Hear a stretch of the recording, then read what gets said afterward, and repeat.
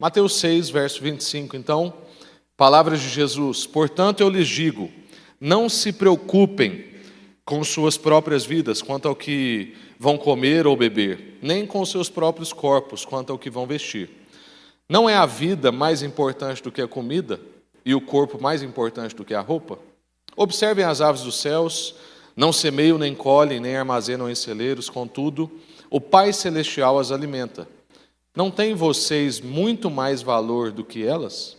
Quem de vocês, por mais que se preocupe, pode acrescentar uma hora que seja à sua vida? Por que vocês se preocupam com as roupas? Como crescem os lírios Vejam como crescem os lírios do campo. Eles não trabalham, nem tecem, contudo, eu lhes digo que nem Salomão, em todo o seu esplendor, vestiu-se como um deles. Se Deus veste assim a erva do campo, que hoje existe e amanhã é lançada ao fogo, não vestirá muito mais a vocês, homens de pequena fé?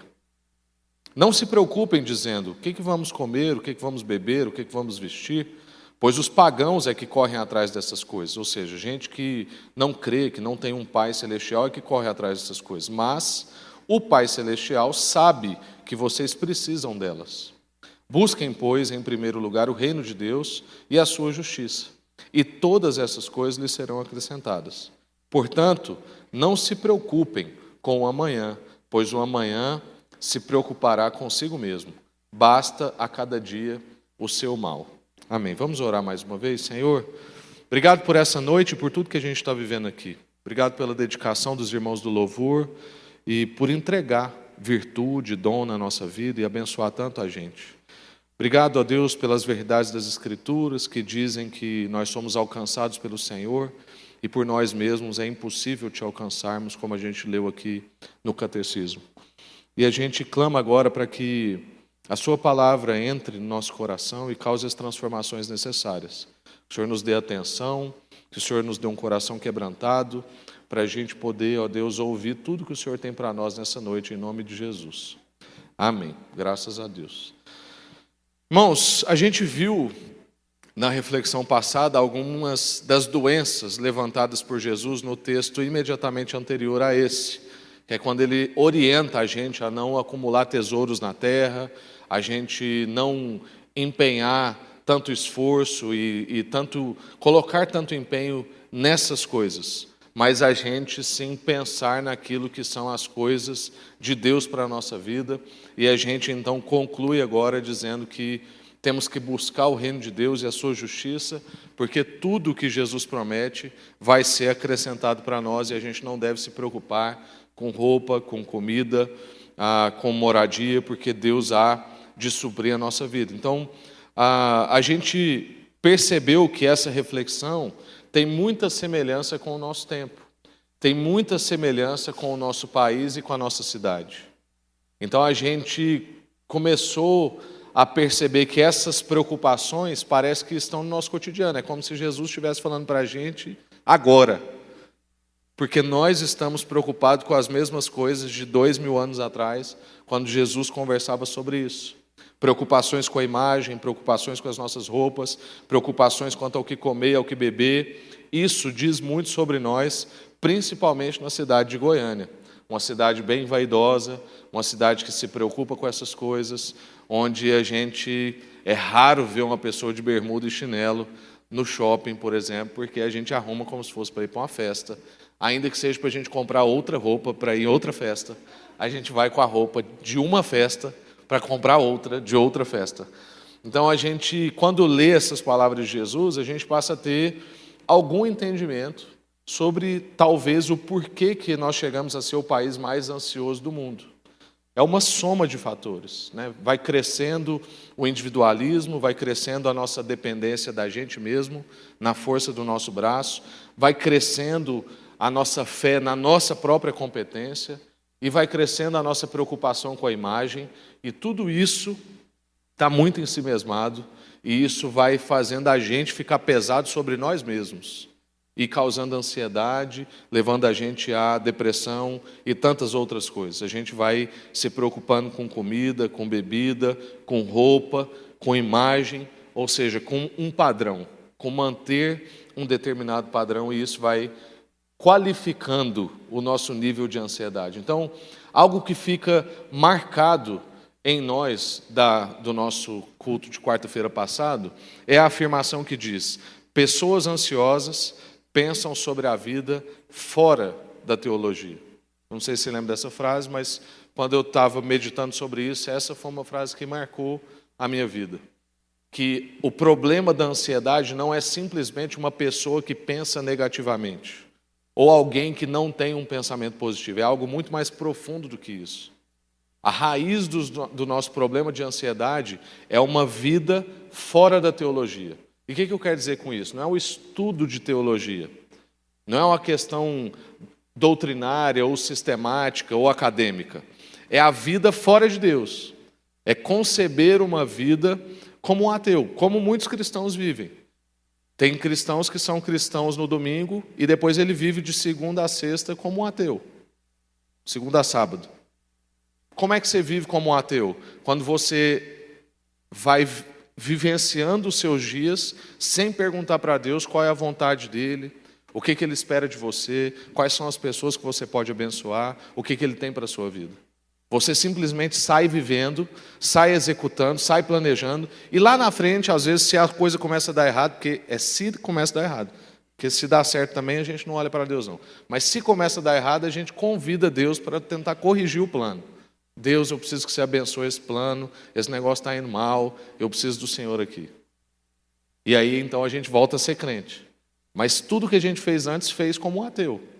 Qualquer pessoa que vive uma vida sem perguntar como é que Deus vê aquilo que Ele está fazendo, qual é a vontade de Deus para aquele momento, sem buscar discernimento, vive a vida fora de Deus. E isso é muito da causa da nossa ansiedade. Então, pessoas ansiosas pensam sobre a vida fora da teologia. E Jesus ensina, então, que a ansiedade é uma doença, possivelmente relacionada a 3 fatores que nós vimos na quarta-feira passada. Quais são eles? Ter o tesouro no lugar errado. Então, a gente depositar o nosso tesouro no lugar errado, as nossas confianças, aquilo que é mais precioso para nós. A gente pensar sobre a vida de forma errada. Então, a gente tem uma concepção de vida que não está na concepção de vida que Deus tem para nós. E a gente servir ao mestre errado. Porque como nós somos seres adoradores e fomos feitos para adorar, se a gente não serve ao nosso mestre Jesus, ao nosso Pai Celestial, então a gente está servindo a outros mestres, que pode ser o dinheiro, o sucesso, a estética, a inteligência e tantas outras coisas que cada um vai tendo o seu ídolo. Mas a gente, então, precisa identificar esses fatores de doença, colocar o nosso tesouro no lugar errado, ter uma perspectiva sobre a vida de forma errada e servir ao mestre errado. Então, identificadas essas doenças, agora Jesus prescreve os remédios contra a ansiedade. E é o que a gente vai ver agora. Qual é a prescrição de Jesus? Primeira coisa, a gente precisa entender que a ansiedade é um sintoma de doença espiritual grave. Então, e com isso, gente, não quero gerar culpa sobre vocês. Está aqui alguém que tem ansiedade em algumas áreas compartilhando com vocês. Mas a gente precisa saber que a ansiedade é um sintoma de profunda doença espiritual na nossa vida. E Jesus, então, vem falar sobre a cura, que é: não andem ansiosos. Eu digo para vocês, não se preocupem tanto. É isso que Jesus está fazendo. Mas, em si mesmo, essa é uma afirmação vazia, inconcebível. Isso não é um remédio. Simplesmente eu virar para você e falar assim: não seja ansioso. Esse remédio vai ter que vir, então, com algumas regulações. Imagina você receber uma notícia de que você está com uma doença grave e o médico dizer para você assim: não se preocupe. Aí você responderia para ele: tudo bem, me diga então que é tratável e como eu posso tratar. Se existe uma cura, eu quero ir atrás dela. Aí sim eu vou conseguir parar de me preocupar com isso. Então, o diagnóstico é insuficiente. A gente identificar esses 3 problemas que nós vimos na quarta-feira passada é fundamental, mas não é o suficiente para a gente resolver. Não provém um tratamento. Então, por isso que a exortação de Jesus, não andem ansiosos, não se preocupem, ela está posta sobre um contexto de ensinamento específico, que está nesse texto que a gente acabou de ler, que ele vai atuar como um antídoto contra a nossa preocupação. E o antídoto de Jesus sobre a ansiedade são 4 coisinhas que a gente vai ver hoje. A primeira delas é: olhe para a vida como um todo. Porque geralmente, quando a gente está com um problema de ansiedade, a gente tende a focar em algumas poucas coisas e não abrir o nosso campo de visão para várias coisas. Então, quando a gente está ansioso, a gente não vê a vida como um todo. Por isso que Jesus está chamando a gente a ver a vida como um todo. Porque o sistema de ansiedade, esse sentimento que gera dentro de nós de ansiedade, ele vai dominando os nossos pensamentos. E a gente passa a ver tudo à luz da ansiedade. Então, tudo na sua vida parece estar ligado àquele determinado problema. E parece que a sua vida e a sua felicidade dependem dessas ou de algumas dessas questões que você está vivendo. E isso vai trazendo ansiedade para você. Por quê? Porque toda a sua expectativa de felicidade, ou toda a sua expectativa de uma boa vida, expectativa de vida, está concentrada nessas algumas questões que você está vivendo, ou nesses alguns problemas que você está. E como a gente disse na introdução, a nossa vida parece que está ficando centrada naquilo que Jesus orientou a gente a não preocupar. Jesus falou para a gente não preocupar com algumas coisas e parece que a gente vive preocupado com isso. Então eu preciso trabalhar porque a gente até fala para os nossos filhos, se você não trabalhar, não vai ter o que comer, não vai ter o que vestir. É uma pregação oposta de Jesus. Não que a gente tenha que ensinar as pessoas a não trabalhar, mas esse não pode ser o motivo. O que as Escrituras estão dizendo é que se a gente tem uma vida conforme as Escrituras, que envolve inclusive trabalho, então Deus é garantidor das outras coisas, dessas coisas essenciais. E a gente está ficando tão doente que a nossa vida está ficando centrada no que Jesus está orientando a gente a não se preocupar, como roupa, como comida, como bebida, como imagem, como o amanhã. Coisas que Jesus disse para nós assim, essas coisas aqui eu estou garantindo. Vai pensar sobre as outras coisas. Isso diz algo para nós. O que está acontecendo com a gente? O que aconteceu conosco? É que as nossas necessidades básicas de vida, aquilo que eram para ser os servos da nossa vida, se tornaram senhores sobre nós. Então, Jesus vai dizer que há mais na vida do que na comida. E que a pessoa é mais importante do que a roupa. Mas nós parece que estamos vivendo de um jeito que a comida é mais importante que a vida e a roupa é mais importante que a pessoa. Tanto que a gente mede muitas pessoas a partir das suas roupas. Inclusive carros, que para nós é uma roupa que está vestindo a gente. Eu tenho amigos que trabalham em determinadas áreas e eu entendo eles. Eles falam comigo, Rafa, para mim é importante, eu preciso ter tal carro, porque quando eu vou atender tal cliente, ele precisa me ver em tal carro. Por quê? Porque a roupa é mais importante que a pessoa. É o sistema que a gente está vivendo. E por isso as pessoas estão ficando tão doentes. Então aquilo que eram as nossas necessidades básicas de vida, os servos da nossa vida, está passando a ser senhores sobre nós, e ditando o nosso orçamento.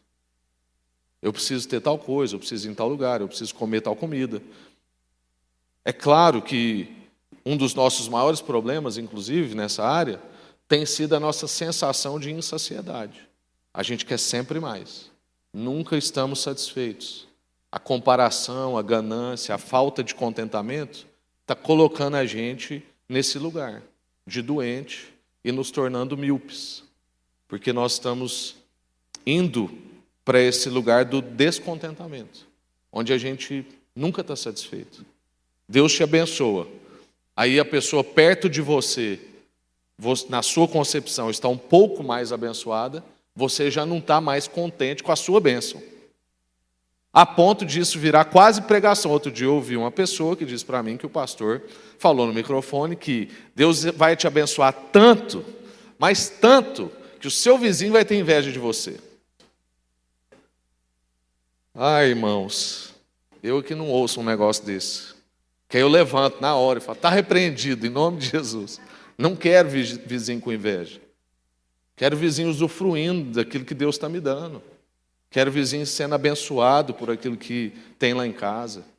Que loucura, irmãos. Que loucura. Isso vai dizendo do nosso descontentamento, da nossa ganância. da forma como a gente está ficando insaciável, míopes. Quanto ao comer, a gente tem que ser nos melhores lugares, nos mais caros, ou os itens que mais gostamos no supermercado. Aí, quanto à vestimenta, tem que ser aquela roupa que a influencer tal usa, ou que a atriz tal usa, ou que o cara tal usa, ou indicou. E assim a gente vai sofisticando e criando dependências para a nossa vida que não eram para ser dependências, eram para ser só acessórios. Então, olhar para a vida como um todo é o que Jesus está nos chamando. Por isso que ele vai dizer para nós, olha para os pássaros, olha para os lírios do campo. Deus está provendo para eles. Abaixa a sua ansiedade, abaixa as suas necessidades, aumenta a sua satisfação, aumenta o seu contentamento. Deus é o seu Pai, Ele conhece as suas necessidades, Ele já nos proveu o seu Filho. Como Ele não vai prover para nós roupa, ou alimento, ou algumas outras coisas que a gente está pensando, se Ele proveu aquilo que custava mais caro para nós? É um raciocínio que não cabe. Se a gente entende Jesus como único e suficiente Salvador, Cristo como o Redentor da nossa vida, como a gente leu aqui no Catecismo, o resolvedor da nossa vida, se a gente vê Cristo assim, e entende que Ele é Filho do Pai, e o Pai nos deu esse Filho que era o bem mais precioso, por que a gente ainda está preocupado com coisas menores do que o Filho? E eu estou pregando isso para ver se eu prego para mim também. Porque esse tem que ser o nosso raciocínio lógico. Por isso que Jesus está chamando a gente a ter uma compreensão maior, mais amplificada da vida, ver a vida como um todo, e não só o foco naquilo que estão sendo as nossas questões, os nossos problemas, o foco da nossa ansiedade. A segunda coisa, olhe para a natureza da vida. Jesus vai dizer, quem de vocês, por mais que se preocupe, pode acrescentar 1 hora que seja à sua vida? Ninguém pode, obviamente, ninguém pode. Mas o que Jesus está desejando ressaltar aqui? Que simplesmente a ansiedade nunca levou ninguém a lugar nenhum? Esse é um raciocínio, mas esse é um raciocínio que qualquer filósofo poderia fazer. O argumento de Jesus, porém, é mais profundo. Ele estava ensinando a respeito da provisão do Pai na nossa vida. E agora, o que Jesus está dando ênfase é na natureza da vida cristã, ou seja, a sua vida e a minha vida estão nas mãos daquele que é o nosso Pai. Ele nos criou, Ele é desde o princípio e Ele conhece o seu fim. Então, o que Jesus está chamando a gente a fazer aqui é lembrar do Salmo 139, que Deus nos conhece desde antes do ventre da nossa mãe.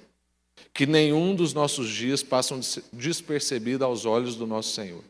Que não há vale profundo demais que eu vá, ou céu alto demais que eu vá, que Ele já não esteja em um desses lugares. Ele me formou, Ele me criou, Ele é desde o meu princípio, e Ele está lá no meu fim. E Ele é o único que sabe do meu fim, inclusive.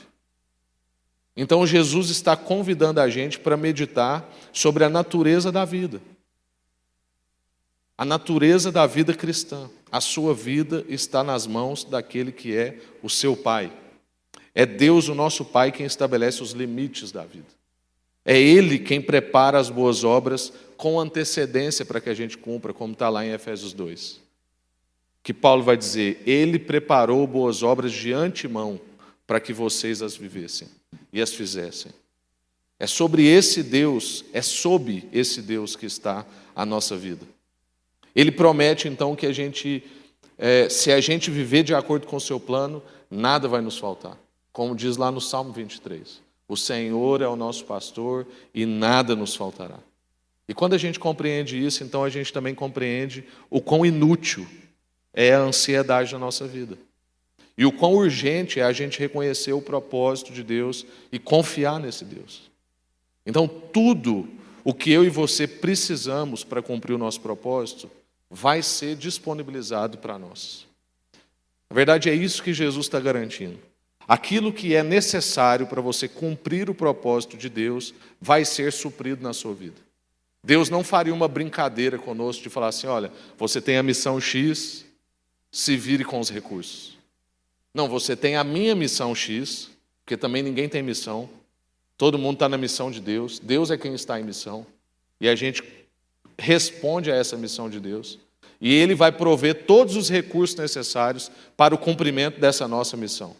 Então, o que a gente tem que empenhar é em cumprir um propósito, descobrir o propósito, cumprir o propósito e crer que tudo que a gente precisa para esse propósito vai ser disponibilizado para a nossa vida. Então, olhe para a natureza da vida. A natureza da vida cristã, a sua vida está nas mãos do seu Pai. Terceira coisa, olhe para a generosidade do Senhor. Irmãos, o diabo tenta arrancar da gente a fé, o entendimento, a compreensão de que Deus é supridor desde o Éden.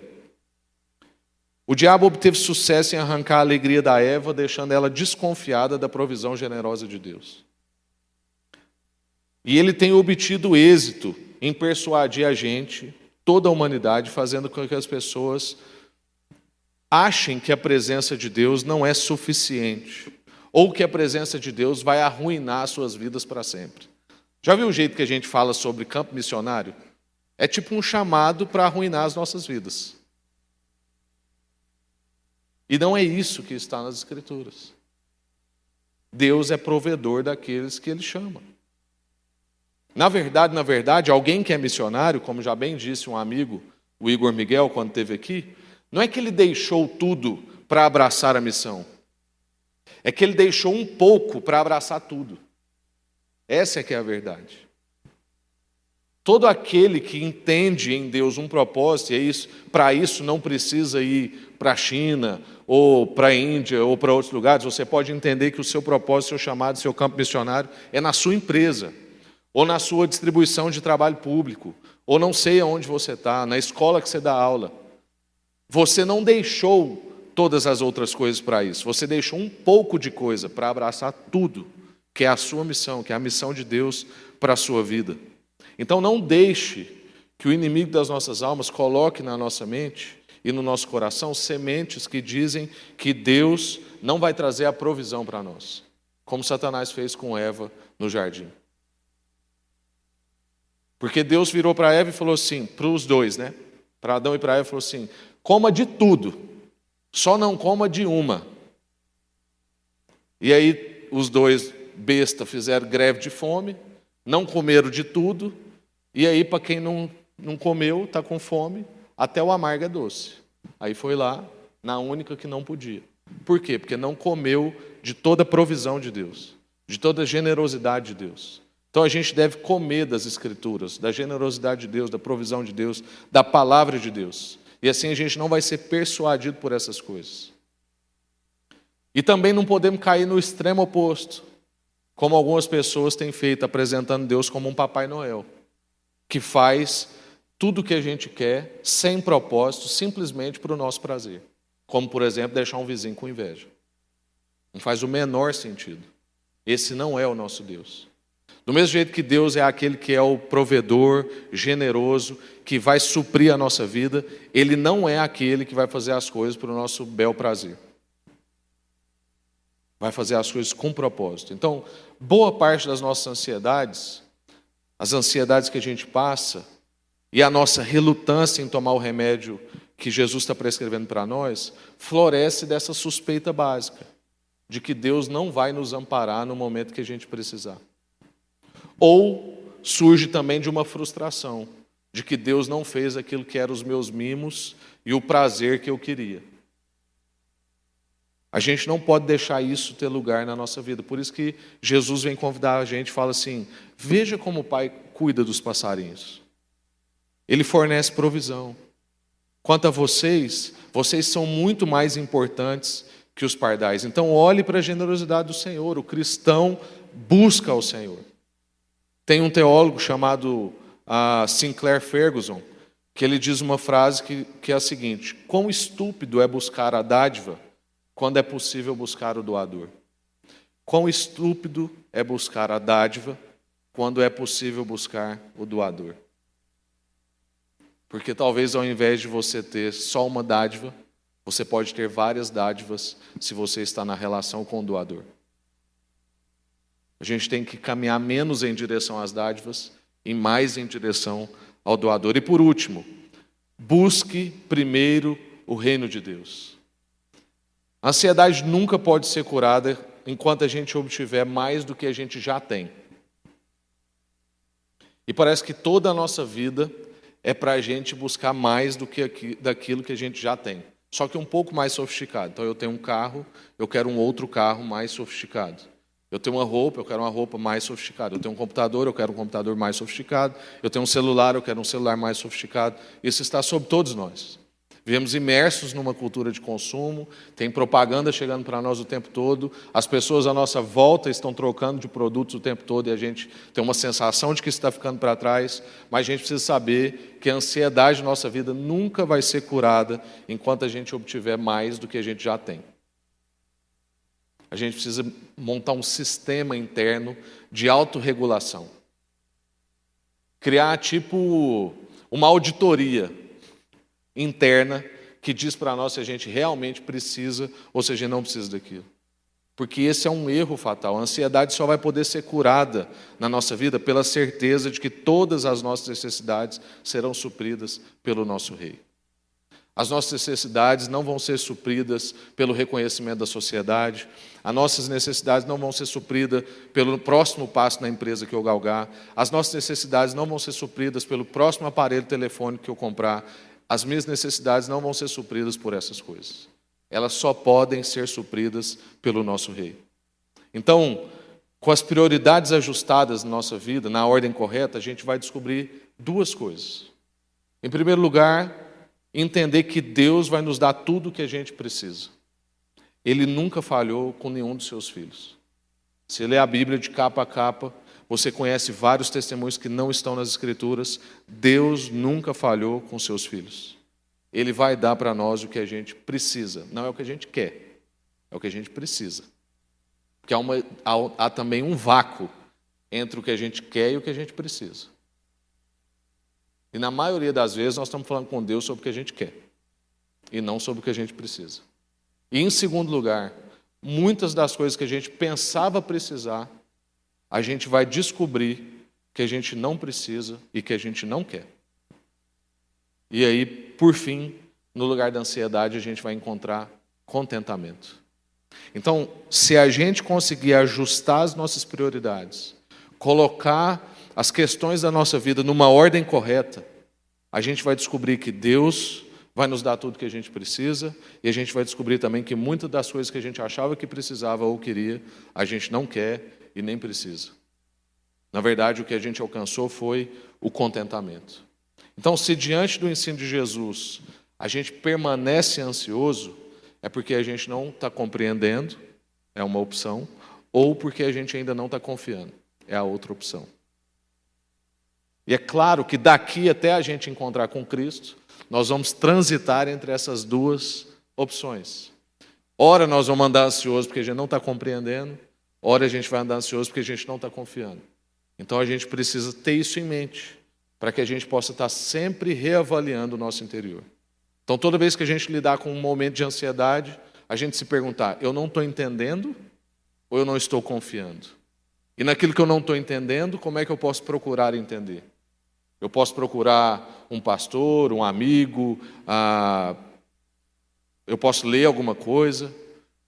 Se eu não estou confiando, o que eu tenho que fazer? Eu vou propor um jejum, eu vou propor... O que eu vou fazer? Eu vou buscar mais ao Senhor, eu vou pedir ajuda de alguém nessa busca, eu vou confessar para alguém que eu não estou confiando. Porque se diante desse ensino a gente permanece ansioso, é uma das duas opções. Ou a gente não está compreendendo, ou a gente não está confiando. Então Jesus não só diagnostica a causa da nossa ansiedade, mas Ele também provê a cura, porque Ele é a cura. Então eu estou num processo de cura. E eu quero concluir te perguntando, você está num processo de cura? Porque Jesus é a cura, Ele está em nós, e a gente pode então viver num processo de cura. Eu estou vivendo um processo de cura, e creio que Deus quer trabalhar isso na nossa vida sobre a ansiedade. Você ainda está vivendo um processo de cura na sua vida? Medite sobre isso, eu quero orar com você, mas leve essa palavra no seu coração para que você possa sempre meditar nessas coisas nos seus momentos de ansiedade. Você buscar essas 4 coisas que a gente viu hoje.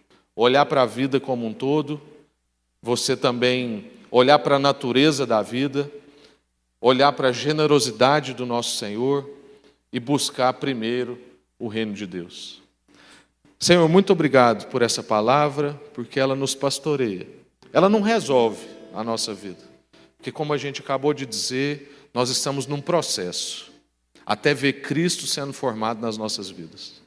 Nós estamos num processo de, ó Deus, manifestar a glória do Senhor. Cristo em nós é a esperança da glória. É um processo e nós queremos entrar nesse processo. Eu estou em processo de cura e espero que os meus irmãos entrem em processo de cura, depositando as confianças deles no Senhor, regulando os seus desejos, as suas vontades, podendo colocar isso no Senhor, crendo que o Senhor é o supridor de todas as coisas, olhando para a vida como um todo e percebendo como o Senhor cuida bem de várias coisas, como então não vai cuidar de nós? Se o Senhor nos proveu o bem mais precioso que o Senhor tinha, como o Senhor não vai nos prover também o básico? Que o Senhor ajude a gente, ó Deus, a livrar a nossa vida da ansiedade por aquilo que era para estar sendo servo de nós e está se tornando Senhor de nós.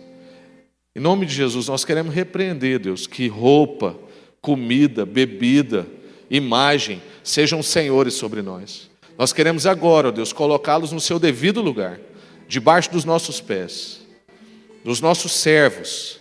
A gente usa roupa como servo, come como servo, ó Deus. A gente quer mesmo colocar essas coisas no lugar que elas têm, elas não devem dominar sobre nós. Que o Senhor pastoreie o nosso coração, nos ajude a compreender, para que a gente avance cada vez mais em confiar. Em nome de Jesus. Amém. Graças a Deus.